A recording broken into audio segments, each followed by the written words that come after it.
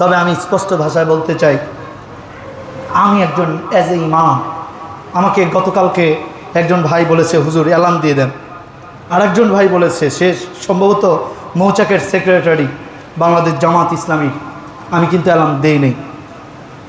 আমি খুব আশাবাদী, আমার এখানে অনেক বিএনপির ভাইরা আছেন, হাত জোর করে অনুরোধ, জামাতের ভাইরা আছেন, অনুরোধ, আমাকে আগামীতে বিএনপির নেতা হোক, বিএনপির সমাবেশ হোক আর জামাতের সমাবেশ হোক, দুইটার অ্যালার্ম দিতে বলবেন না, দুইটা সম্পর্কে কিছু বলতে বলবেন না। কারণ আমি ইমাম, এই মুহূর্তে অনেক বিএনপির ভাইরা আসছেন না, তার আমি ইমাম না? আমি যে জামাতের বৈঠকের কথা মাইকে অ্যালাউন্স করব, তাহলে আমি জামাত ইসলামের লোক হইলাম না?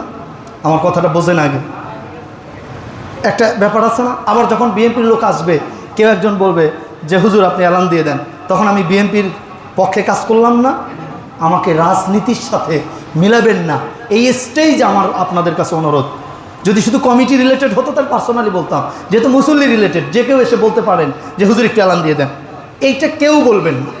কারণ আমি এখানে নিরপেক্ষভাবে দিন বিজয়ের পক্ষে, শাহজালালের পক্ষে, গৌর গোবিন্দর বিপক্ষে কথা বলতে চাই, ঠিক কিনা বলে? আমি এইখানে কোনো দলের এজেন্ডা হয়ে কাজ করতে চাই। আমার কথা একদম স্পষ্ট, কারো বুঝতে অসুবিধা হলে আসেন আমার কাছে, আমি আপনাকে আরেকবার বুঝাবো।